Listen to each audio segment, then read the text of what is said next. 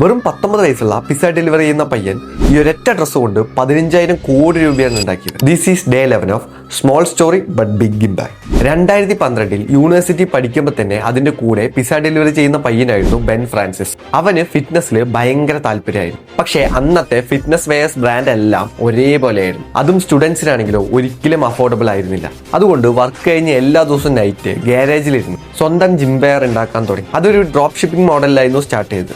ആ ഒരു ബ്രാൻഡായിരുന്നു ജിംഷാർക്ക്. കുറച്ചു ദിവസം കഴിഞ്ഞപ്പോൾ ആദ്യത്തെ ഓർഡേഴ്സ് വന്നു. ഭയങ്കര ഹാപ്പി. ഇതേപോലെ ദിവസങ്ങൾ കഴിയും തോറും കുറച്ചായിട്ട് ഓർഡേഴ്സ് കൂടി. പക്ഷേ അങ്ങനെ പോകുമ്പോഴാണ് അവർക്ക് വലിയൊരു പ്രശ്നം വന്നത്.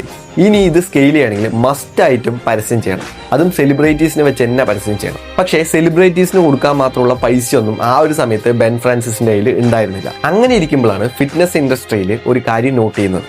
ജനങ്ങൾ ഫിറ്റ്നസ് ബ്രാൻഡിനെയല്ല കോപ്പി ചെയ്യുന്നത്, പകരം ഫിറ്റ്നസ് ക്രിയേറ്റേഴ്സിനെയാണ്. അവരെയാണ് ഭയങ്കരമായിട്ട് ട്രസ്റ്റ്. അതുകൊണ്ട് ബെൻ ഫ്രാൻസിസ് ഒരു 10-15 ക്രിയേറ്റേഴ്സിനെ കണ്ടുപിടിച്ച് അവർക്ക് ഫ്രീ ആയിട്ട് ജിംഷാർക്കിന്റെ പ്രൊഡക്ട്സ് കൊടുത്തു.